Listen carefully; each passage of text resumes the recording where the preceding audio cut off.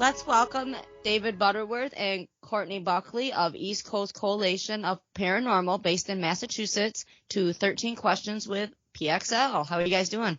What's up? Good. How are you? Oh, still living it up in Michigan. It's like 90 degrees. I got a hoodie on. Yep. That's my life. Yep. Yep. It's how we roll up here. It's whatever. All right, so let's get started with the 13 questions. It's a good number. Nice round one. I like it. I know. I know my OCD kind of kicked in when I was like 13. I don't know if I can handle 13. I may have to go up to 14. No, it's a lucky number. I like it. Well, thank you. Okay, number one. How many members do you have in your crew? We are now up to 15 total members as of, I think, Saturday. Woo. So It's like a whole family. Yep, we're definitely a bigger team out here in the Northeast. That is awesome. So question number two then, rounds two, where are they all located? How many different states are you in?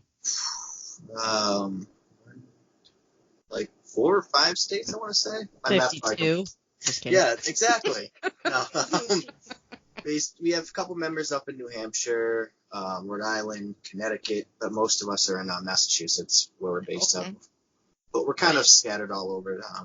That makes it so we can cover more states and help more people, of course. That's awesome. I like that idea. It's usually, well, not usually, but some crews that I've talked to, they try to keep it a little smaller just because less something. But yeah, I mean, having it bigger is kind of cool too, because then you, like you said, you get to go, you can cover more square miles that way and help more people. Exactly, and if we get 2 case requests at the same time, we could divide the team up and conquer. Well, we wouldn't be able to do the same night because we only have 1 DVR system currently, but we could do 2 in the same week and just different nights. Right. Plus, with that many people, we can go do a Waverly or Eastern State Penitentiary or something like that and have all of us and be able to cover it without any extra help or anything. Right. That's awesome. I like that. And that must offer up a lot of footage for you guys when you guys are done, like with your investigations and whatnot. All the, different things that you could have missed. Oh, yeah. I mean, when we bring on new members, I always tell them, be prepared for review. It's the worst part, but also the best part, because I wish everyone shared the same enthusiasm. Well, it's what I do for work outside, so yeah. Might as well. I'm used to it. Like I tell them, most of the time we're on site for 8 to 10 hours, and we have a total of 8 DVR cameras plus what other camcorders we have. So there's potential of being like 90 to 100 hours of video alone to go over. Mm-hmm. Yeah. So I mean, we divide it up, but that's what I was just gonna ask. Yeah, we assign each member like their own camera to review, and then everyone's responsible for their own audio review, but they have to upload it to our shared drive just so I can keep it in our hard drive for storage. I need to start taking notes. Because I'm like, I'll do it. And then I'm like, oh, my God. No time. Because it does take a lot of time. It does. And that was one thing that we discussed in the investigations episode was how, like, on TV, they can wrap it up into half an hour, 45 minutes. Oh, hell no. It takes way longer than that. They don't show the hard stuff. Or not the hard stuff, but the stuff that's time-consuming. Oh, and sometimes you won't get anything, and it feels like a waste. But staring at an empty room for 10 hours is very taxing, very tiring. What do you mean? It would be a party. Now you know about how I feel every night after work, because that's basically what I do for 10 hours every night. So throw in another room. I'm good. I'll do all the review. Do it on the go. So how did you put your team together? Kind kind of a mix. I mean, we have a lot of members from an old team I was part of that's no longer around when we first started in 2017. But then after that, I tried the Craigslist route to try to find people. Didn't work at all. So now what we Craigslist. do, yeah, we use Facebook quite a bit. We do the paid posts and we say, looking for members or looking for. I think we actually have one of our posts pinned to the top of our page now, where it pretty much says if you have experienced anything, you can contact us. And I'll usually boost that one every few months to try to get us cases, or same if we need more investigators, which I don't think we're going to go more than 15 at this point. I think that's about the max. That'd be a lot to watch over, that's for sure. Oh, for sure. Good. What was your first paranormal experience? Both of yins. I'll let Courtney answer first. Okay, well, mine started, I'd say, when I was born. I was always the weird little creepy kid that you watch in the movies. Like, but I had a family. Dead people, that pretty kid? Much, yeah. It was the running joke in my family was that Courtney has ESP, so I'd answer questions that people didn't ask out loud, which was very, I'm sure, creepy for them. But I lived in a family that fostered it. Like, it wasn't weird that I knew the answer to that. It was just Courtney's ESP, which was nice. So I grew up in haunted houses. Every house almost that I've ever lived in has had a ghost. And people come in and get all freaked out, and I'm like, oh, no, that's just Frank. He's trying to scare you. Leave him alone. He's an asshole. Now, with that being said, Courtney, do you think that it's something that's following you and not with these houses? No, it's definitely not the same energy in all the houses. No, I think it's just more so that I am here in those houses and open. Yeah, and so they know that I'm there and that they show themselves to me because they know I can hear them. Okay. But at the same time, it's like, it's definitely things I've experienced that have been attached to the places. Like one of the houses I lived in more recently had literally the grumpy old man in the neighborhood. Like it felt like the guy that would, if the kids kicked the kickball on his lawn, he'd run outside and just pop it. No fun for anyone, right? And he was like sequestered to like this one section of the house. And anytime you walk through there, you got this like overwhelming feeling of like, I cannot be in this room any longer. I have to get out. And then as soon as you'd run out the door, it was this like smug, like, ha ha, I win, I got you, like feeling. So I was like, listen, buddy, like you can sit back here, that's fine, but like stop it, knock it off, because nobody wants to feel that way, and we're not gonna talk about this anymore. And then he pinched my butt. Yeah, he pinched my butt, and that was the end of it. He pinched your hiney. Yeah, and then I came after him with the crystals and the sage, and I was like, we could do this nicely, come at me or again, we're not bro. going to do it like no touching. That is funny. Yeah. I'm not gonna lie, I probably would have liked to see you do that. Well, it was actually, I was on the phone. It was like 2:00 in the morning, and I was standing next to the door to this room, and I felt something on the back of my pants, and I thought like something had crawled up my pant leg. So I screamed, and I literally just like in one fluid movement, I took my pants off, I stepped out of them, and I lifted them up inside out because I thought there was something in my pants. Right. And I'm looking, and I'm sitting on the phone. The person on the phone is like, "What's happening? I live in a city that's not very nice. So someone like breaking in?" And I'm like, "No, there's something in my pants." And then as I have no pants on, in front of a like wide open window, no pants on, and I'm looking at my pants, I feel it again, and I'm like, "Frank, get out of here!" Leave me alone, you perv. I'm like, "Don't make me get the holy water, Frank." And I did get the holy water. I had like a little spray bottle. I was like, pss, pss, pss. Like get out. Spray. I'm like, get away. Get out of here, Frank. That's funny. Well, what about you, David? Well, my first experience, much like Courtney there, You had a ghost pinch your butt? No. I did have one pull on my shirt, though. Okay. But almost every house I've lived in, actually pretty much every house I've lived in has had activity. But probably the most active was the house I grew up in. My first experience I can remember vividly, still to this day. I was sleeping. I had like a bunk bed with some wind chimes hanging off of it.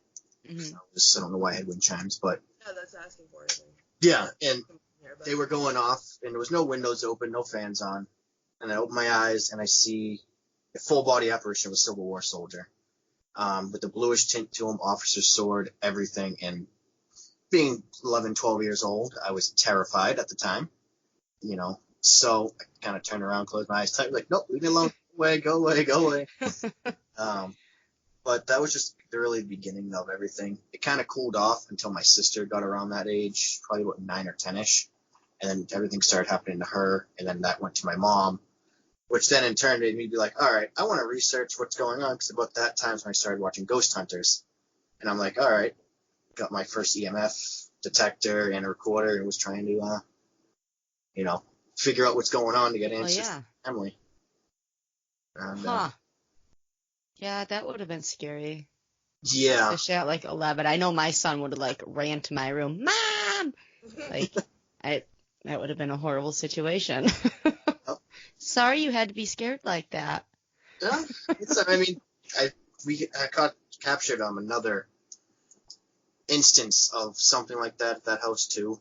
I wish I still had the data, but of course, old computer, everything got corrupted. Right. Me and my buddy were doing an EVP session up in my sister's bedroom at the time. We're sitting on the floor facing each other, and my back was to the closet, and we're asking questions, being very aggressively, because we're idiots back then. And he was pretty much calling it racist and all this other stuff. Not the smartest thing. No. Don't do that now. Don't do that ever. Yeah. Then he gets up screaming, runs downstairs, and I'm freaked out at that point. I leave the recorder up there just by instinct. Don't know why. Glad I did.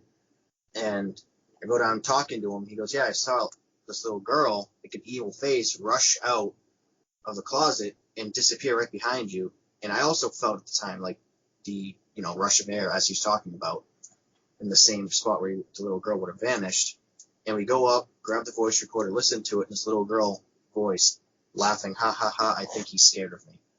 So, Ooh. And it was like right up against the audio recorder too. It was clear as day. And I wish I still had that. Me too. Yeah. Because it was the creepiest little girl voice I've ever heard in my life. I can remember it like it's happening right now. It's just scared into my brain. Kids are wonderful unless they're ghosts. Then they're just downright creepy. Yeah, they're canceled when they're ghosts. Yeah, that's a wrap. I'm good. Thank you. That's a solid no. Thank you so much. Exactly. Hard pass. Yes, very hard. So, what are your favorite paranormal topics besides clearly spirits and or ghosts? What else in the paranormal do you guys like?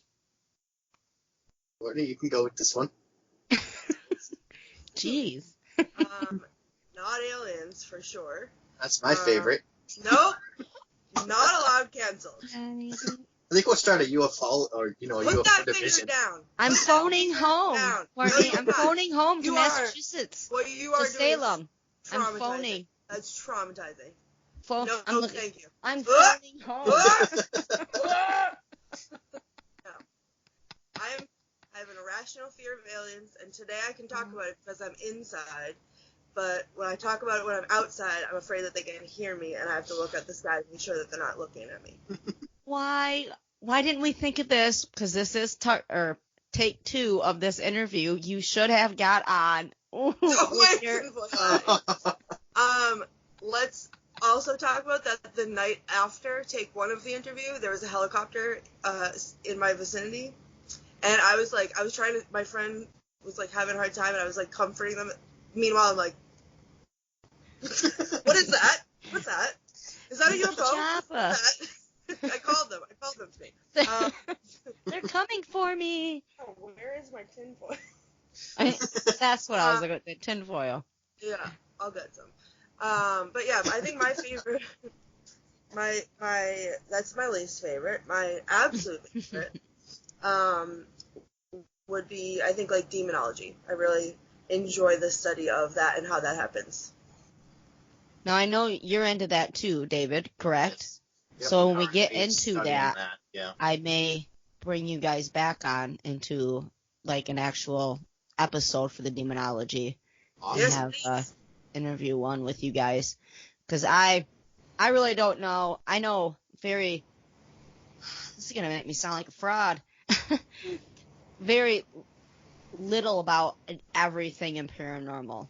There's things clearly that people are drawn to more, like ghosts and spirits. That's why we do what we do. But the demonology, especially, I know nothing about until we go to do a episode on it, and then I'll do my research. But I would love to talk to people that actually have studied it and know it. Well, that's the beauty. That's the beauty of the paranormal field. Like, it's all about learning and studying. Mm-hmm. So that doesn't make you sound like a fraud. That makes you sound like you're in the thick of the paranormal field, learning all about it. Good. I hope so. Thank you. Because that's one reason why I started the podcast. You know, just the podcast, not the interviews with the crew or anything. It was, I wanted to take people along my journey with me. People that may have had questions but are scared or don't have anybody to ask. Yeah. Because Mary's my go-to. And I'm like, dude, I see you every Friday anyway. Let's just start recording it. Yeah. Because I'm sure I'm not the only one with these questions. Like, she's my go-to. Everybody should have a Mary. So I'm like, I'm going to make sure everybody has a Mary, at least access to one. So, Mary, here you are, you know. All Mary's on display. That's right. So bless her heart. She's really helped me out on that.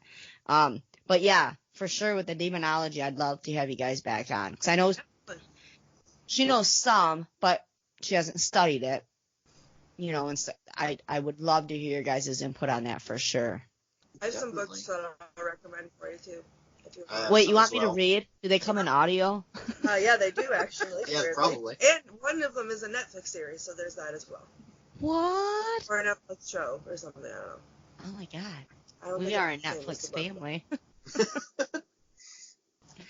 But so you're getting into studying it, correct, David? Yes. Okay. I've got a lot going on, so I kind of am lacking on it currently. I understand that, but it's funny. It's on your list. Yeah, I mean, I've read a few books so far and been taking notes. I really hammered in, all the warning signs and all that, which now for sure. I have written down somewhere. I don't remember the top of my head. I got so much stuff going on. But before every investigation, I try to just refresh it so I know, and I make sure everyone on the team knows some of the warning signs. Because if we detect anything like that, we stop the investigation and we kind of reassess. Oh, for sure. Those are the kinds of cases I want the team to take on for the most part. But safety first. Yeah. I mean, we have a lot of team members that would still investigate even if knowing this possible, demonic entity there. Right. I so would. Yeah. And because at that point, it depends on how bad it is, but we need to capture evidence of it, if we have to go to the next step, we have to provide evidence of it. So at that point, we kind of turn and change gears a little bit. And members that aren't comfortable with being there during that, if they're not required to stay, they can leave. And sure. Right. Yeah.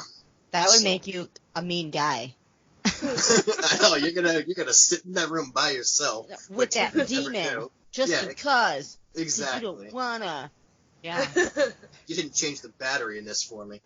Go in that room. No. You're gonna like it. No, that's a good attitude to have. Give the ones the experience with it, and the ones that are afraid or just aren't ready for that. Because just from my research, dealing with something, a bad entity, just in general, maybe not even a demon, but that can really make somebody physically sick. Oh, yeah, and just do bad things to you that you wouldn't normally, you'd be like, whatever. Well, skeptics would be like, whatever, I'm going to walk in there, do. And then your shit would happen to them, and then they'd be like, they call us. Yeah, exactly. I'm not a skeptic anymore. Come help me. It's like, are you sure? Are you sure you need our help? I thought it wasn't real. You remember where you told me to go last week? Uh-huh.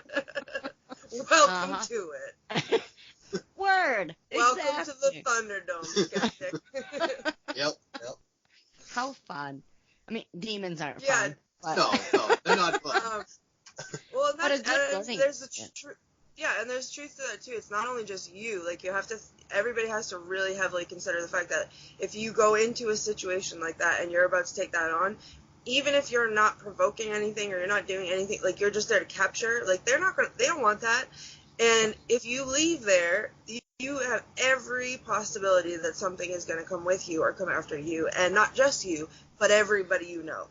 And that's like the real, like you have to really come to terms with that. So that is a big decision, and it is always appreciated. Oh, for sure. David says that to us all the time, that is, we can take a breath and really take a minute to think if this is something that we're, whether or not, like me, even as doing all the research that I've done, investigative wise, I'd be ready to handle that, but I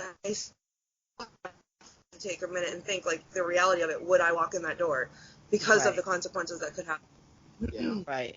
And that goes back to him saying, like, you kind of take a couple steps back, reassess, see what action, the best action to take forward to protect everybody. Yeah, you want that evidence and stuff, but that's people, I want to say, like, people get overzealous. Yeah. When they're like, oh yeah, something awesome, it is dark, we're gonna go in, and they don't realize it, where, you just flat out said, no, we take a step back, we reassess, take in the correct people that know what's going on, because you don't want to send somebody in there that has no idea and doesn't know how to protect themselves and, all that jazz. So that's a smart move. Good one, buddy. So this is kind of a question, I guess. Okay, here's the thing with the questions. I worked so hard today, all day during work, when I should have been doing my work. I wrote down 13 different questions that were different from the first interview. Yep. And I'm like, don't forget this, don't forget this. I forgot it. Forgot this. Yeah. Totally. I'm hoping I forgot it. I could swear that I had it in my hand when I walked out, and I'm hoping that I did not leave it on my car, because my full August calendar is in there, and I don't remember nothing. So we'll find out. Oh, good luck with that. I know, right? You're so gonna like get a stalker at every one of your August appointments who's gonna be like, right? Like, oh my god. Be like, how did you know I was here? I don't know. I found a thing. Exactly. I'm an alien and I know everything. I'm an alien. Oh Lord. I'll make you a well, just Wee. yes. Oh. So with this question, it is, why are you in the paranormal field? For me, it's to help people, and that's kind of the premise of what we started the team around, being the other co-founder that's no longer with the team. We want to help as many people as we can. I mean, I've experienced it. I've seen what it does to families. That house I referenced when I grew up in, it destroyed my sister. It broke her down because something evil was there. And that much I know, because we used to have things thrown. We had a cross knocked off the wall. We had shadows, footsteps, doors opening, slamming. Dog would start growling at something. Next thing you know, something flies across the room. So, and it got worse and worse the more we were there. And my sister, I believe, to be empathic or have some type of ability, so I think she was kind of drawing it to her, which is why it didn't really do anything near me. Plus, I didn't show any fear. I stood up to it. As soon as something happened, my mom would call me, hey, something just flew off the wall. I'm like, oh, I'll be right there. Come with my equipment. I'm just in the door like, yeah, what's up? What are you doing to my family? And but now I'm kind of more calm about it, and I know what it does. And I know people can feel alone, like there's no one to turn to. And I want everyone to know that there's always someone you can turn to, even if it's not us. We have a network of teams we're building up. That if we can't get there right away, one of our affiliations can. And yes, exactly. I'm here for you, bro. Yeah, I appreciate it. I'm here too for you. Oh shoot! So you didn't go running in with holy water like Courtney? You gotta get it in the spray. I didn't have it when I was 16, 17. Didn't have the holy water. Yeah, it's like Febreze. Yep. Sometimes Febreze should be holy water. It should be. Yes. I just want you to know, you're gonna get a package in the mail with no return address. It's gonna be a tinfoil hat and a little spray bottle reference like Cheez-It water, well, I don't know, I'll come up with something. That'll be great. Oh Lord, I love getting packages. Got a lot this week. Send me your address. So here's a fun question. We did discuss this the last time at the very, very end. So how do you guys feel about the phone apps that people use? Oh my God, your eyes are going to stay that way. Oh, no, thank you. I mean, they're fun. They're fun. Yes. People enjoy them. Good for you. But yes. The minute you think that you're a paranormal investigator because your app has, your phone has an app on it, like, get out. Yeah, exactly. I'm gonna get my holy water on you. Yes. I mean, we all know that everybody has an FBI agent that lives inside their webcam. So they listen to everything that you say. Your phone hears everything that you talk about. So, I mean, just with whatever apps you have on your phone, everything that you say. I have a question for you real quick, Courtney. Yeah. Are you a conspiracy theorist? No, I hate conspiracy theories. Interesting. God, I can't wait to come visit you. They hurt my brain. David, I told you, a week is not going to be long enough because I'm going to have so many questions for her. Oh, I know. I am an enigma. I mean, I am a contradiction, I know, but. You're funny. No, but like, if you talk to Mama Mary, you say, oh my God, I really want to look into, I guarantee you after this phone call, demonology, right? You're going to start flipping through your Facebook newsfeed, and on your Facebook newsfeed, you're going to have ads for demonologist books, because that's how the world works today, right? So your phone is listening to what you're saying, and it's recording where you are and geo-tracking you and everything else. So when you have these apps, and you're like, hey, I'm on a ghost hunt. Let's see. Look at this gravestone. Like, there's keywords, right? Yeah. So you go over there, and it hears that you're doing this. So now it's going to talk back to you, and you're supposed to trust that that's real. Like, it's not. Right. You're using your camera. Yes. And a guy at work mentioned, he said, turn your location off. And I was like, oh my God, I didn't even think about that. Because clearly they know that you're in a cemetery because you can turn up your GPS on your phone. It shows you in a cemetery. Yeah, they are fun to use. Like if you're a kid and you're out there with your friends, ha ha ha, ooh, we're scared. That's great. But again, like you said, don't be calling yourself a paranormal investigator because a lot more goes into it than I would trust your intuition before I would trust a phone app. Yep, same. Yep. Essentially. So you're right there with us, David? Pretty much. I mean, the only thing I'd say you can use the phone for, audio recorder, in a pinch. Well, yeah, because the FBI does it too, so why not? Yeah. Right? And the flashlight apps. That's it. Yes. My FBI agent's name is Paul. I wish I knew mine. Oh, you can. Yours is Steven. So now you can say, hello, Steven. I'm here. I'm at my computer. I'm sure they know. I got so many screens in this room. Have you looked at have you seen the FBI agent memes, like of that people make of this theory? No. I'll send you some. They're pretty funny. And she says she's not a conspiracy theorist. I'm not. I just know that that's true. That's like a meme I saw a couple weeks ago. It was like, yo, you believe a conspiracy theorist? And they ask, oh, you believe we actually landed on the moon? And you reply with, oh, you believe in the moon? That's a good one. I need to put that on a shirt or something. Or there's the one that's like someone's posting somewhere about like the moon landing was fake, and then there's like the notification that drops down and it's from the FBI, and it's like, delete this immediately. Oh yes. Delete.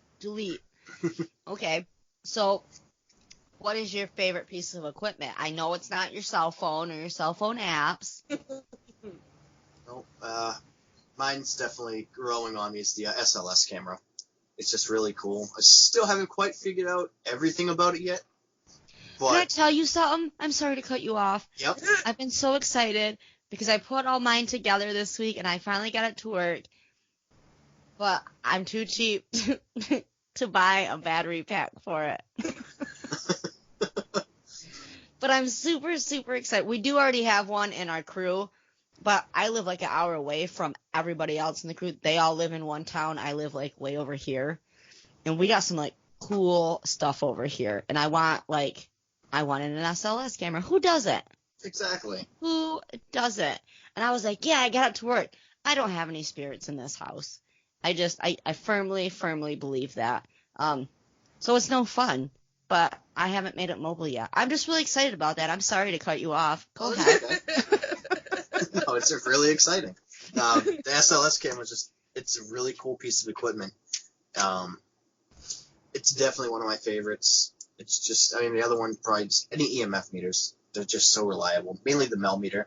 Yes. You can do everything. You can have motion sensors. Oh, yeah. Just everything. I actually just ordered one for the giveaway at the live that we're having on Saturday. I asked the crew what would be the best piece of equipment. I'm putting together like a little starter kit, with like a flashlight and stuff like that, just little things. But I wanted one nice piece of equipment, something that essentially hopefully would do more than just like, I don't know, one piece, but not break my wallet. And then somebody, she was like, oh, well, yeah, the Mel meter, duh. And I'm like, oh, yeah. So I'm pretty excited to whoever gets that. Yeah. I think that'll be fun for somebody that's like wants to get into it, but, hasn't yet, just because that does so much in one small package. Yeah. Exactly. What about you, Courtney? So my favorite, I'm going to go old school, is the voice recorder. And that's because EVPs are my favorite piece of equipment. Yeah. EVPs are my favorite piece of evidence, because I think that there's nothing more bone chilling than that clear, crisp, like, voice that just wasn't there. And something that I hadn't thought about before, but also when you put something like that on a piece of like audio editing software where you can actually see the waves of the voices and stuff, when you get a really good one, you can see like our voices look one way and then their voices look another way, and like you can actually see the difference in it. And I think to me that's really one of the coolest things. So the voice recorder gives us all that, and that's why I like it. I agree. And, since the podcast, I've gotten into the whole audio thing and focusing on that. So I know exactly what you're talking about, where now I would be able to go and be like, oh, yeah, that is there. Because I know what I'm looking at. 6 months ago, I would have been like, what is this? It's just a squiggly lines. Oh, my gosh. But now I have an understanding, and I totally agree with you on that. It's really cool, I think. Mm-hmm. Okay, since we're on the equipment, what is one thing on your equipment wish list? If somebody was like, spend whatever you want, it's whatever. Courtney, you can go first on this one. It's like the coolest voice an FBI agent? No, I'm just kidding. Yes. I'd go with a thermal camera because I just think that those are the coolest, and I've wanted one of my very own since I was, 17. Yeah. So it's been that bucket list item for me for a very long time. They aren't. No. Yeah. I look into it every few months. I'm like, did it drop? Oh, it dropped like $1. You're like, yeah, but shipping will make up for that. Exactly. So that's definitely on the top. It's always been on the top of my list. Oh, yeah. But now it's probably a new high-tech DVR system. Ours is starting to deteriorate a little bit. Some of the video quality on some of them aren't the greatest. Right. There's one I'm looking into that has 4K full-color night vision with like 1 or 2 thermal cameras included in that. Yeah, get it. Yeah. So. Yeah. If you don't mind me asking, what is the you know what I'm gonna ask? Cha-ching. I think it was up around 1,500, right around there. I was gonna guess more, but I mean, yeah, that is an ouch, but. You can get the one without thermal. I think it's like 800 for 8 cameras. Which is the one I think I think that's the one we're gonna go with first. Okay. Because it's really cool. And one thing I like about the system we're looking into, it's Lorex, and you can listen in to the audio at any time, on anything, on any camera. And our current system can't do that. So that would be something kind of cool. Yeah, for sure. And it's one wire connected instead of having ours right now. For audio, we have the power, the video, then the audio cable. This system has just one cable with everything included in it. Oh, good. So we don't have to worry about the spirits tripping. No, exactly. we got plenty of tape for that though. But that's funny. No, those are really, really good. I want both of those too. What is on your bucket list for locations? Mine is the Villisca Axe Murder House. In Iowa. I have had. Wait a minute. I can't say this information on the interview. Wait until after the interview. Okay. I need to know now, obviously. Get my tinfoil hat. I don't even care. We're 13 questions in. Whatever. Okay. I can't wait. I'm a little excited. Whatever that was about. Don't let me forget. Okay. But yeah, that case has haunted me since I was a kid. Again, I watched it on some creepy TV show and then went and babysat and was convinced that there was people hiding in the attic. And you can rent the whole house. It was. I cannot stand. Our friendships are canceled. Just so we all. Wait, did you say aliens too? I did. Both of you at the same time said it. Great minds think alike. Oh my God. Get out of my brain. Courtney, what in the heck's going on here? Whoa. All right, It's gonna be loud. This is all canceled. Everything's canceled. All of my life. Back on track. I wanted to make these shorter. This is not. You guys are great. Oh my gosh. This is wonderful. So yes, you and the aliens. Stop it. How dare you? So no, you can rent out the whole house to investigate for an entire night for relatively cheap, and the people that own it won't stay there, so they hand you the keys, and they're like, if you survive the whole night, we'll see you in the morning. If not, put the keys in the mailbox on your way out. And it's the best thing in the whole world, and I need to go, and it's the creepiest story, and how the heck did it happen, and I need to know everything. We can go. What? I need to go. All right, well, pick me up on the way. All right, I'll be there in a minute. Okay. I'll be there in a minute. I'm actually behind that red curtain, so I didn't want to give that away. Do you want to know? Well, first of all, see, I'm never gonna. I love talking to people. That curtain was some makeshift wall at my work, and they had it like over on the side, and I was like, I want that. And then I'm like, it looks like a huge strawberry fruit roll-up. It does. Then I had to go get fruit roll-ups. Then I brought it home. And then I'm like, wow, that looks like something Dexter would have rolled up his book something. Oh, so good. I love Dexter. So do I. That's why I can't date, because I'm super attracted to serial killers like Dexter, and I think that's not okay, so I should probably stay out of it. Dexter, he killed bad guys. I know, he's so sweet, and he loves everybody. I know. As much as he actually physically can. He was based on a true guy, a real guy. He was Which a cop, guy? actually. Research it. I can't remember right now, but I do know that. So we actually, as a family, we looked into it. Yeah, he was based on the real actions of an ex-police officer. That's awesome. I'm going to look into that. Anyway, well, paranormal, where were we? Favorite locations. Yours is a murder house. What is yours, David? Either Alcatraz or the Winchester Mystery House. Yeah. Alcatraz. Yeah. Probably Alcatraz, because nothing screams you can't get away being trapped in an island in the middle of the night. You get to go out there. In a prison. Let me know. I just keep inviting myself places. So You have I'm a right good on the way. invitation. I'm right on the way. So Exactly. I'll just have to land the plane in the street. No, we'll just lower like a basket, and you can be like. Oh Lord. You're gonna have to run fast. okay? Run. We'll get. Yeah, I don't run. I waddle, and hopefully it's downhill so I can just tuck and roll. Yeah, roll. That's good.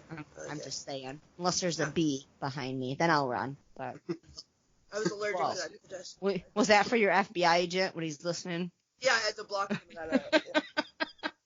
Make that unusable. That was code. Oh. Oh, wow. How a lot of fun. I seen Alcatraz once, but we just seen it from, like, the mainland when we went out that way. It was pretty cool. I got a shirt that said psychiatric ward, Alcatraz. It was bright orange. It was pretty sweet. I was 16. That was a long time ago, guys. Are you seeing spirits, David? What are you looking at? There's a bat. I actually have. When I went to Alcatraz, I got a bunch of souvenirs. I thought I had some around. I was gonna be like, hey, look.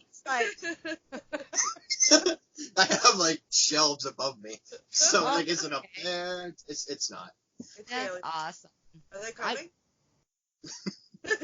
What's happening? Is it the aliens? Wow, this interview took a turn. I'm not gonna say it for the worst, but it took a turn. So let's rein it back in. Yep. So we did the favorite locations. How about advice for new teams? Advice for new teams. I'm trying to remember what I said the first time. Like, what would you tell me? Because we're still, like, very, very green. We've been to very few places because the podcast is my baby, and then my work, and family's in there somewhere, and then my investigations. I'm just kidding. That's not really the way. It is the way it goes. We have so much to still experience. That's why I love having the opportunity to talk to you guys and the other crews and stuff, because I'm learning so much, and I'm hoping other people that listen will learn so much. So if you could give them one piece of advice to take with them, if even experienced investigators, just make it nice. I actually have two. One's pretty self-explanatory. Get permission before you go into a location. There's nothing good comes from it if you get caught, especially. It just puts a whole stain on the entire field. You don't want to catch a case.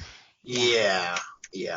Not to mention, especially if you have a lot of experience in the field and you get caught sneaking into a place, there goes your credibility immediately.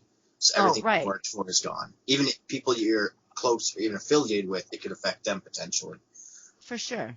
So with that, also number one thing is safety. When I go into a pre-investigation interview, talk to the clients, and go through the walkthrough, I'm looking for hazards, whether that be, holes in the wall, it's falling apart, or even sadly in this day and age, drug paraphernalia all over the house. I won't have the team go in. Because team safety comes first. Always be aware, never leave, an investigator alone in a room unless they're extremely experienced and there's another investigator right nearby in case something happens. Because you never know what's going to happen. They could fall, hit their head, or something like that. Or even just have a medical emergency. Right, it doesn't have to be a paranormal situation. No. And what I've noticed with doing the interviews and just talking to other crews is that's one thing. I want to experience something paranormal by myself. Well, that's fine. But what about the other crazy stuff that could happen? Because, let's say you guys are all in an abandoned building or something. You don't essentially know, if that ground is good enough to stand on, the floor or whatever. Yeah. I think a lot of people get completely sidetracked by the paranormal and forget about the actual physical safety of your human body, Exactly. That's awesome advice. I like that. I go with make sure that you have respect for all of it, not just, obviously it's respect for whatever clients you're working for or for sure. Place that you're investigating, like have respect for that, but also have respect for the entities that you're hoping to contact, because I don't think, could you get results provoking and yelling and screaming? Probably, but are those going to be the results that you want to get? Like, no, you don't. Think of it as if you were the spirit, the entity, you're off living your afterlife and someone comes screaming at you, like, that's not okay. And that's not respect for the field that we're all trying to work in. Like, there's room for all of us here. For sure. There's enough to go around, and but you got to be respectful about it, I think. Yeah. That is good advice from both of you. Very respectable. Okay, we are on question 13. Can you guys believe it? It only took us 45 minutes. Half of what it was the first time. Yeah, That's true. It was such a fun time, though. I had such a It fun was so time much talking fun. to you It was. guys. You guys are great. So, this one isn't so much paranormal. It is, what else do you like to do in free time? What's that? Exactly. What's that? I know, I was trying to hurry up when I said, hey, I need 2 minutes. That's what I was doing. I was writing that down. I was like, I need to come up with one. I mean, I play a lot of video games and also write music. Just started a new band, actually, the past week. I play guitar and all that in my free time. And then I work like 50 hours. So I run on daily about 5 hours of sleep every night. Say, when you sleep. 5 hours is a generous estimation. It's usually less. I got 13 hours last week. Total? Yeah. Well, it's because you got 47 jobs, remember? Right. Exactly. Yeah, sorry, I forgot. Well, she has one amazing job. Yes. One of them. One out of the 47 is super amazing. I don't know. They're probably all amazing. I don't know. I didn't listen to you when you told me what else you did. I heard the one thing that I quit Lost listening. track after 10. Yeah. I'm just being honest because that's what we do here at PXL. Right. Honestly. Okay. So I have 47 jobs. Give or take, that's a rough estimation. Yeah. So I'm an alarm operator overnights, so I analyze video clips to see if there's any criminals, and then I catch them.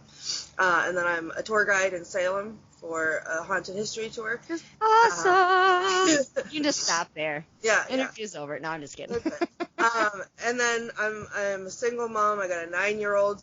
Hang out. He's my best buddy, and so we do a lot. And then if I had to, I don't know, if I had free time, I think I'd be confused as to why I had free time, and then I'd waste it trying to figure out what I was forgetting.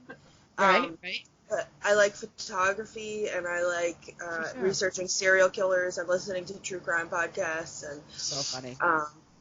Netflix is a good one. So, speaking of true crime, have you listened to True Crime Basement yet? I haven't had the time yet. I did subscribe, but I haven't listened to it. Okay. Well, you might want to take that away. Why? Because there's a competition in this house. I want to support him, but it's hard to support him when we're in competition. I'm going to let you know that I opened it up and I saw that the first episode on the top of the list, the newest one, was Albert Fish. And I was like, I told you, yes. I went out and told him after our first interview. He was like, she knew who he was. I said, oh, yeah. I said, she's our kind of people, honey. I was like, I don't know if that's a good thing or a bad thing. I'll send you a picture of my secret serial killer while I'm looking at it across the room right now. And it has Albert Fish on it, so. I don't even know whether to laugh or be like, ah. I mean, it's decorative. It has a frame. I have a framed picture someone drew of a disemboweled torso. Like, that's normal, right? Is that not normal? I should probably put that on my Dexter wall. Yeah. I also have a human rib and a human vertebrae. Like, is that okay? Or not? Did you know these things about her before you welcomed her into your crew, David? This is the first I'm learning about it. Really, I'm just kidding. Hey, they're medical specimens. I paid for them, so it's fine. I'm sure that's what Dexter said, too. Well, I had to get my gallbladder removed, and I asked for it back. And you kept it? I asked for it. I asked everybody in the hospital if I could have it back, and nobody understood why. They were like, what are you talking about? Why do you want your gallbladder? And I was like, because it's mine, and I made it, and I would like it back, please. And they wouldn't give it to me. So then the surgeon was like, well, we don't do, she was the only one that took me seriously. She was like, we don't do that anymore, but if you want, while I'm in there, I can take pictures of it. So I was like, yes, please, and then I calmed down. And then when I came out of the surgery, the nurse was like trying to discharge me from the hospital, and she comes in like horrified, and she's like, did you request pictures of your gallbladder? And I was like, yeah, did they give them to me? And she's like, yeah, 2 sheets of them. And I was like, yes! And she said, why did you ask for that? One in my baby book. Yeah, she's like, why did you ask for that? I said, because they wouldn't give me my gallbladder back. Like, why is this so difficult for anybody to understand? I want it, it's mine. I'm sure it has to do with a biohazard thing. Probably. No, they she says no. mythology. No, because people, they can, once it goes through whatever it has to go through, they're supposed to be able to release it to you, because they can contain it in something, but they wouldn't. So I hate them. I'm sorry. I need to. Oh, honey, was you a serial killer in your past life? I think I might have been. Have you ever had a past life reading? I have had some that I don't know that I believed fully in. Okay. I think I have an intense and weird fear of fire.